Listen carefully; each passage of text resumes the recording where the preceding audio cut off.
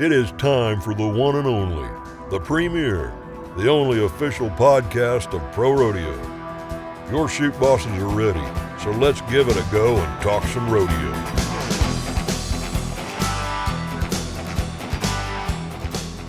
Hello, everyone, and welcome inside the Thomas Mack Center here in Las Vegas for a special NFR edition of the Chute Bosses podcast. It's Tanner Barr, Tim O'Connell, and our Husky Trailer Parts Company making this all possible here. And what a night it was here in Las Vegas for, a few athletes, a handful of athletes. We saw a little separation in the world standings, and a couple of races just got tighter, and we won't know what's going to happen maybe until round 10. Let's start in the bareback riding, your profession.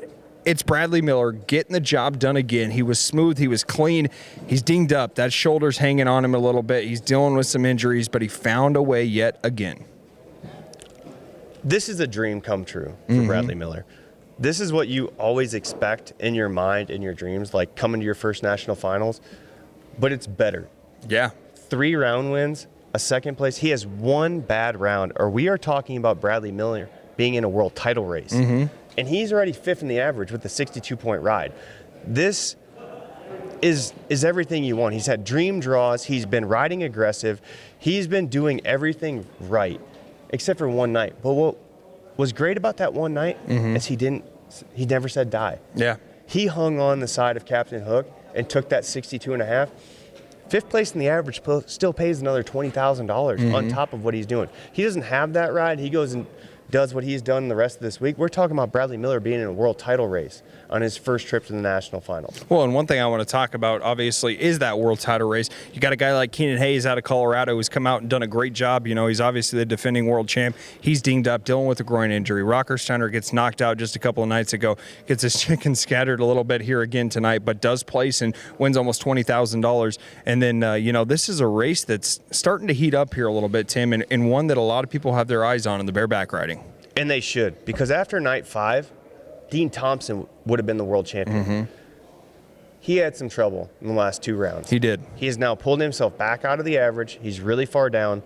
It's going to take the mountain for him just got really big to climb back in this world title race. Jess Pope also had trouble tonight. Had a horse that didn't do what he was supposed to do. He's supposed to circle around to the right. He kind of ran off down the pin. Really takes him back out of the average. 270s in the bareback ride, high 70s. There was 79, 78. But that really brings him back down in the average, and he needs that average to play a player in this. Well, yeah, go ahead. Yeah, sorry. But Rockersteiner doesn't. Yeah. He could be the first ever bareback rider to win a world title without the average because he is so good at winning rounds, just like we've seen tonight. When we came into the national finals, it was a 2-man race. Rocker was in first, Keenan was in second. It was really close. Yep. When Rocker went out of the average, everybody wrote him off. But if this would have happened in round 8, he would have been wrote off. There was no way. What that told him and what I told him, hey, the mountain got big, but you're the only guy that can, when you put it on one, you're going to win first or second. Your style is really pretty aggressive, fast. He's the fastest guy out of this group. He's got the fastest feet out of anybody. So, with that being said, he's got to win these rounds. He's got to nullify the average. He's got to take the average out of it. He's got to get that separation. He's about $30,000 ahead of Keenan. He's still got to get about $60,000 out ahead of him. Probably, yeah. Roughly. I mean, to be safe, $60,000 is going to nullify the average because Keenan is number 1 in the average. He is making business ride after business ride. He is banged up, and you can now see it in his riding. Yeah.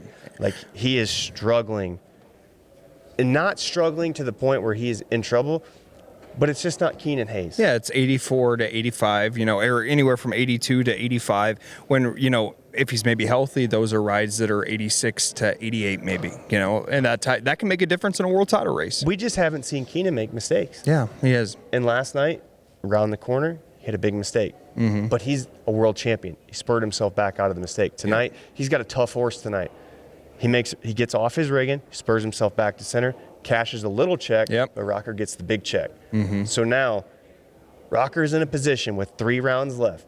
If he can go sell out and give it everything he has, just like he did tonight, his chickens were scattered at the end of this. Yeah, we all saw that. But you're seeing somebody lay it all on the line. Everything they got, every second, I'm going to give you my very best. There's nothing, no matter how this shakes out, he left everything on the table.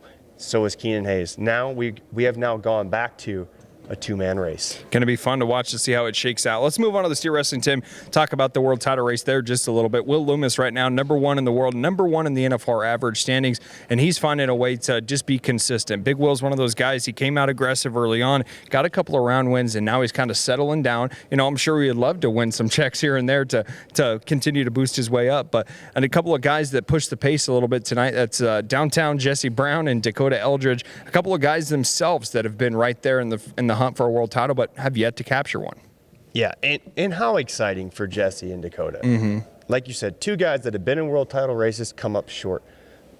It was only a matter of time for Dakota to strike, and it's so good to see Jesse make that horse change and get 2 rounds under his belt.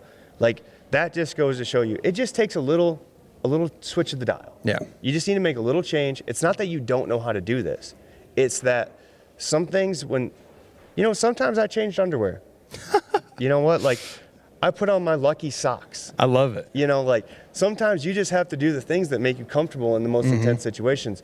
His comfortability, and I've changed riggins out here plenty of times. I bring like 4 riggins with me because I'm not going to take that chance of, man, I wish I would have brought this and that. Yeah. What's he do? He makes a horse change, and he wins 2 go-rounds. And Dakota Eldridge, man, that guy is so good. He's been in world title races before and come up short. And it's good to see him get on the board, get to go to the South Point, and big Will Loomis. He is now starting to think about the average check and the world title. Check. Yeah. That's going to make a difference for sure. It's going to make a huge difference because that steer wrestling always comes down to the 10th round. That's how we've seen Tyler Wagaspack pull off his last 2. Yeah, miracles at the end is a kind of a Hail Mary pass for from Wags to win the last 2 world titles, but he's a champ for a reason. There's no doubt about that. Let's move on to the team roping. It was a tough night for the guys at the top of the leaderboard. And when I say leaderboard, I mean in the world standings. Tyler Wade and Wesley Thorpe, they were set number 1 in the world. They miss again tonight. That's now 3 misses here in Las Vegas out of those 7 rounds. But it seems like they've won every other round. It's either a miss or a round win for them right now. So they're going to be a little bit tougher in that average check, as well as the top 4 in the average. But one team we want to highlight tonight, the last team out, it's Coleman Proctor and Logan Medlin. 3.5 seconds. They shattered the round record. And that's a team to keep your eye on as well.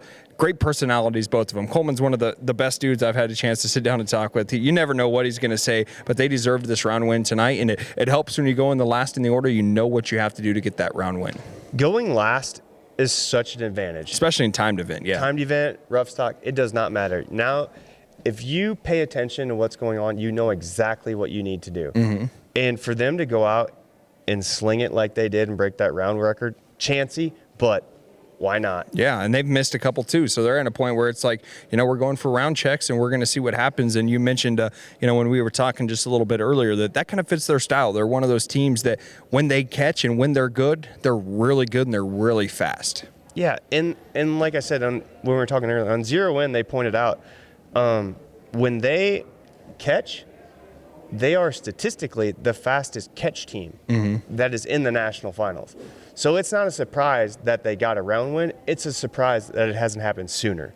Yep, you're exactly right. Let's move on to the saddle bronc a little bit. This has been a race that's been up and down. We've highlighted Zeke Thurston, highlighted Ryder Wright. Statler Wright gets a round win the other night. And one man that hasn't, that's had so much success here in the Thomas and Mack was Brody Kress. Tonight, he changes that and, a little bit of a monkey off his back after he got bucked off in the eliminator pin the other night. And it was only a matter of time, too, for Brody Kress to strike. That guy right now in this field, to me, is the best guy that has not won a world title. I would agree with you. I mean, his style is so classic. It is so sharp. Like the way he sets his feet, the way he handles his upper body, it's very pretty. But when you talk about a Stetson Wright, you talk about a Ryder Wright, you talk about a Zeke Thurston, this group of saddle bronc riders is on a different level. It's unbelievable, man. It really is. Yeah, like when Zeke won his first world title, he had to get better to win more.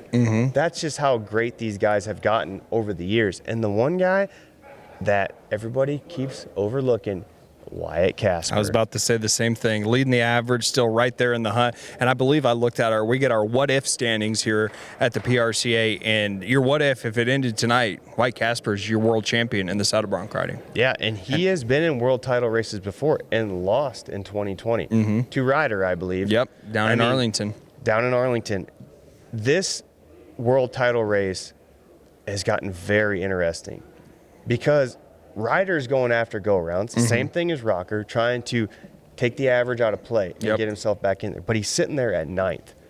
Anything happens in them bucker rounds, which I think their bucker round was tonight. So they're going to have a nicer set tomorrow, but they're going to go through their eliminators. On Friday night, eliminators. Yep, their eliminators are nasty. They are, and it's going to make a difference on how that shakes out and where we're kind of headed into round number 10 on Saturday night here in Las Vegas. Let's move on and talk about the tie-down roping. We've all been mentioning Riley Webb. Obviously, he's having another great NFR, another great year. We've mentioned Shad Mayfield. Can he win the all-around? Can he win the tie-down? We were looking for somebody else to pop into that mix and make a little noise, and tonight it's the NFR rookie getting the job done, Dylan Hancock, 6.7 seconds. That's lightning fast, just 0.3 of a second off the NFR record. And how about the rookies at the National Finals Rodeo? Yeah, seriously, man. It has been crazy this year. They're so good. This new generation of rodeo athletes, they're just different. They are. Like, it's not rodeo cowboys anymore. Like, it's rodeo athletes. These guys work out. These guys study the game. They practice so hard. And it's tough for a rookie, unlike Bradley Miller. He's the exception at the moment. But for him to come in here tonight after it's been the Shad Mayfield, the Riley Webbs. It's been the world champs kind of taking center stage. Yeah, the world champs have taken control of what they're supposed to control. That's what a world champ does. They want to take that shine. But for him to come in here and lay it down that fast, that's something that I didn't even see coming. And good for him to say, hey, I made it here for a reason, and my first round win ever at the National Finals is a statement. And he's going to be going down to the South Point to celebrate there with his family, the young kid. Heck of an accomplishment for him. And a lady that's going to the South Point now for the 4th straight time. I'm sure she knows how to get there at this point. That's Cassie Mowry. And, Tim, this has been unbelievable. Cassie Mowry, 4 straight go-round wins after Haley Kinsel won the first 3 rounds. And tonight we finally see maybe a tad bit of separation. Haley Kinsel knocks down 2 barrels, moves down to 7th in the average. And Mowry, she knocked down a barrel early on, but she's now bumped herself right back up to 4th. We got a horse race, as you like to say, for a world title. But I think Cassie Mowry might have just became the favorite. Oh, she's in the driver's seat for sure now. Like, the first tip barrel from Haley, it's okay.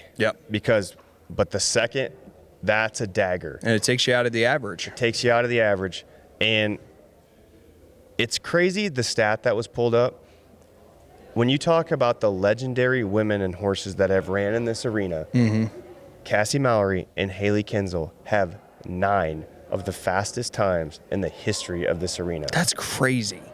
That is insane. If you really think about it, after the history of the NFR. From 2017 on. Yeah. And what they're doing is unprecedented. They're the 2 front runners in the Top Gun. I mean, whoever wins this world title this year, kudos to you. But congratulations to both of these women for coming out here and putting on a show. It's been a long time where people are more invested in the barrel racing than any other event. These 2 ladies have taken control.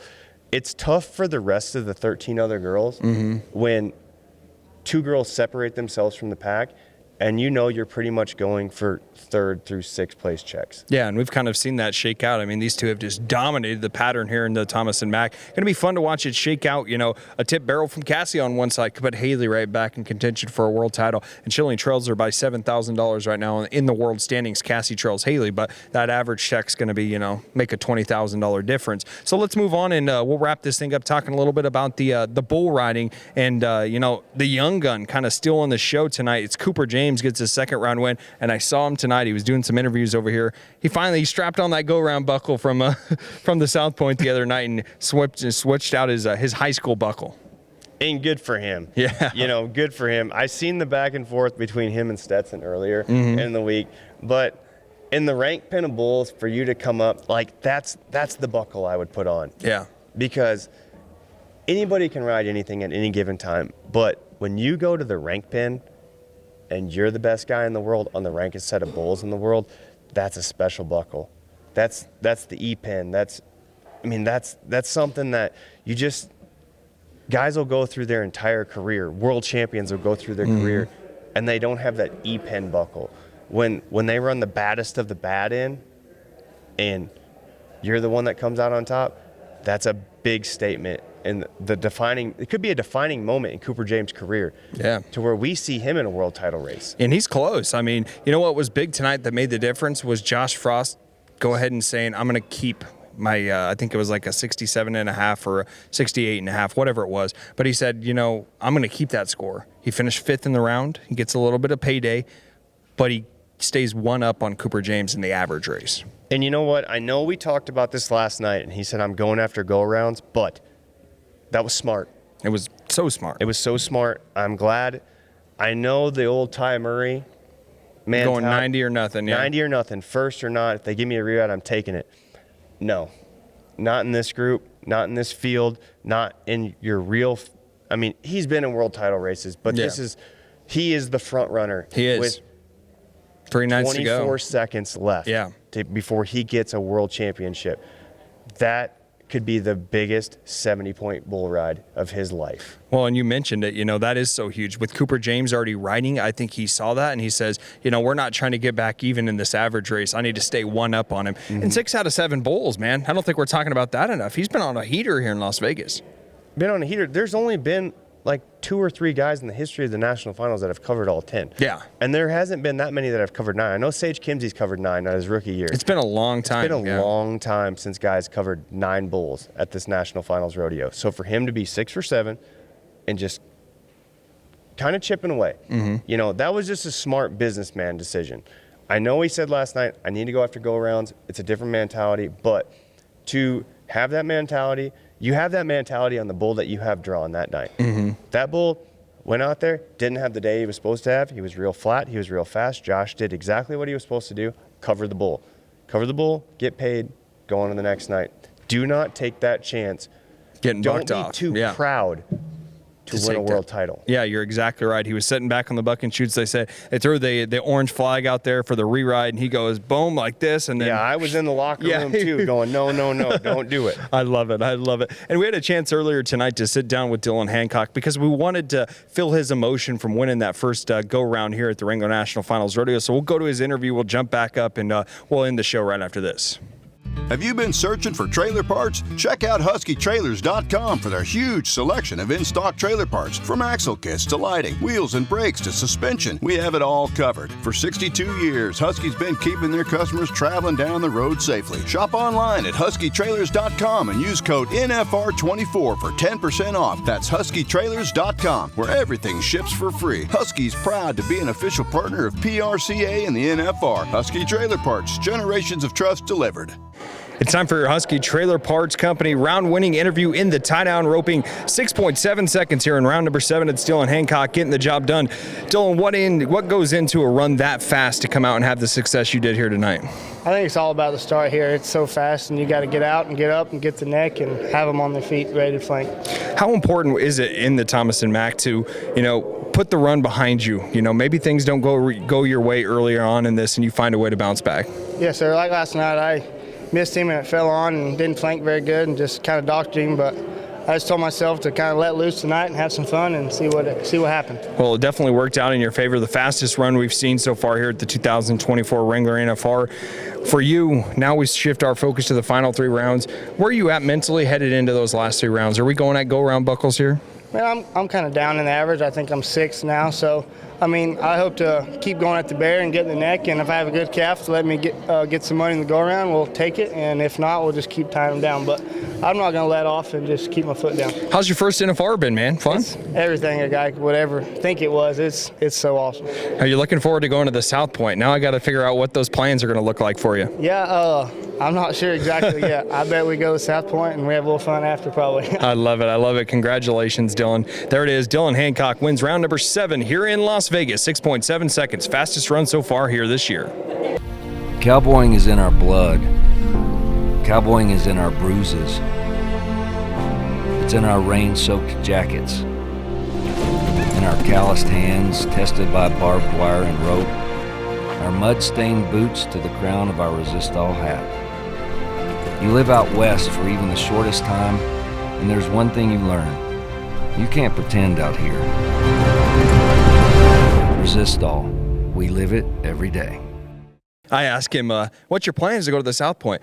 a lot of these young kids, they're just like, what, I have to plan something? You know, how am I going to get everybody there? Whether he just jumps in a car or they rent a limo or what it is, but that feeling is something you will never forget, and I'm sure it's something you never forgot, that first trip to the South Point as a go-round winner. Round 4, 2014, on tap, Benny Butler. Tied it with Bobby Moe. Mm-hmm.